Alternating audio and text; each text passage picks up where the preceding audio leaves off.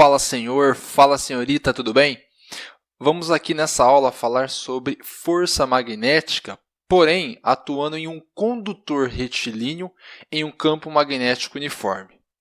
Nessa imagem, há a representação de um fio retilíneo, onde há um fluxo de carga elétrica, que nós chamamos de corrente elétrica. Nós sabemos que quem se movimenta nos fios condutores são os elétrons de carga negativa. Porém, por convenção, nós adotamos o sentido da corrente elétrica como se houvesse uma movimentação das cargas positivas. Por isso, essa representação das cargas positivas em movimento. Então, eu tenho a carga positiva se movimentando nesse sentido adotado aqui na imagem pela letra I, que é o sentido da corrente elétrica. Ela faz um ângulo em relação ao campo magnético uniforme, B, representado por essa letra, tendo um ângulo θ.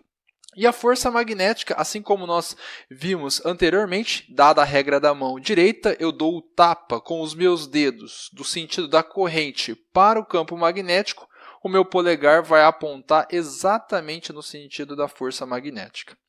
Relembrando, força magnética que atua sobre uma carga em movimento num campo uniforme é dado por Q vezes V, que é a velocidade dos elétrons ou das cargas, vezes o campo magnético, vezes o ângulo entre a velocidade e o campo magnético.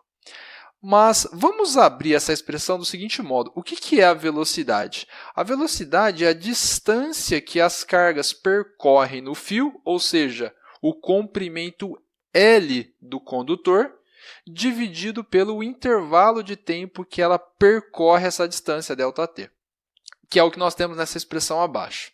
Porém, eu destaco aqui que a razão da carga que atravessa uma seção transversal desse fio pelo intervalo de tempo é a corrente elétrica. Então, a força que atua sobre um fio condutor é dado pelo produto da corrente elétrica, vezes o comprimento desse fio, vezes o campo magnético, vezes, nesse caso, o ângulo entre a corrente que está passando aqui pelo fio e o campo magnético. Normalmente, a gente redistribui os valores, ou nesse caso, a expressão, para chamá-la de BIL, B-I-L, sendo do ângulo normalmente trabalhado como 90 graus. Porém, pode ser alterado esse ângulo aí também.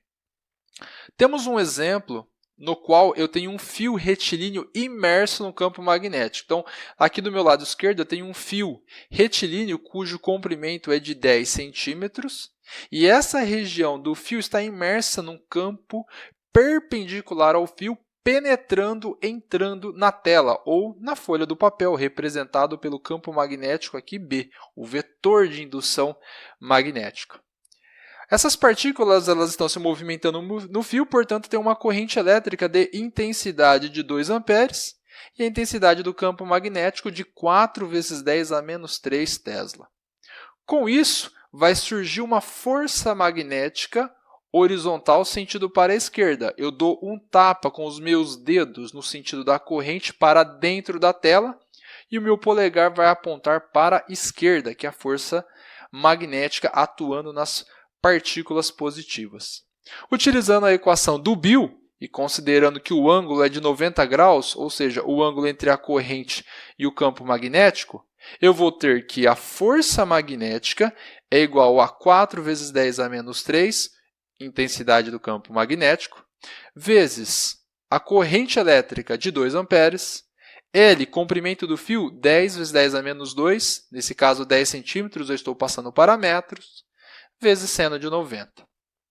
Multiplicando os valores, eu tenho que a força magnética sentida pelas cargas elétricas será de 8 vezes 10 a menos 4 newtons. Então, vai ter uma força que vai empurrar essas partículas para a esquerda. Então, essas partículas, quando elas se movimentam, a partir desse movimento, ela sofre um desvio para a esquerda devido à força magnética. Uma aplicação seria um motor de corrente contínua. Aqui nós temos a representação de um ímã polaridade norte e um outro ímã de polaridade sul. Perceba que as linhas do campo magnético elas saem do norte e entram no sul. E eu coloco um fio condutor nessa região, no qual vai passar uma corrente elétrica devido à diferença de potencial do gerador. Aqui nós temos o sinal positivo e o sinal negativo. Quando isso acontece, perceba que há uma força atuando para cima nesse fio, enquanto há uma força para baixo nesse outro fio, o que fará com que essa região oscile, ela se movimente nesse sentido. Aqui está a representação do motor de corrente contínua. Eu tenho uma diferença de potencial que pode ser controlada pelo cursor. O campo magnético também eu posso controlar ele pode ter o valor de 1 até 2 Tesla. E aqui eu tenho o número de espiras que eu posso aumentar de 1 até 3.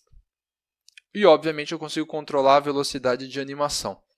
Então, perceba que eu tenho, de acordo com a regra da mão direita, a minha corrente está nesse sentido e o campo magnético está no sentido amarelo. Portanto, se eu dou o tapa da corrente para o campo magnético, eu vou ter uma força para cima. Essa força, o que ela vai depender? Ela depende da intensidade da corrente elétrica, ou seja, ela é diretamente proporcional. Perceba que se eu aumento a diferença de potencial, eu vou aumentar a força magnética, que você pode perceber pelo aumento do vetor força magnética representado por essa seta preta aqui. Da mesma forma, se eu diminuir também, nós diminuímos a força magnética. Além disso, a força magnética também ela é diretamente proporcional ao campo magnético, ao vetor indução magnética. Se eu aumentar, perceba que novamente a seta representando a força magnética aumenta e a densidade de linhas de indução magnética também aumenta. E o número de espiras também vai aumentar a força sobre a espira, porque eu vou ter uma maior intensidade de corrente elétrica, porque eu vou ter corrente elétrica passando tanto no fio de cima quanto no fio de baixo, que eles vão estar muito próximos. Com isso, se nós colocarmos para rodar o sistema, perceba que vai haver um torque na espira, fazendo com que ela se movimente, gerando o movimento esperado através da força magnética na espira. Posso aumentar o número de espira e eu vou ter uma força maior.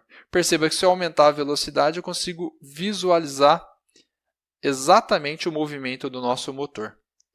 Algo interessante a se notar é que o contato da espira com a diferença de potencial positivo e negativa, ela se altera para que seja mantida a orientação da força magnética e assim para que o nosso motor possa prosseguir o seu movimento enquanto esse gerador tiver força eletromotriz para manter ela em movimento.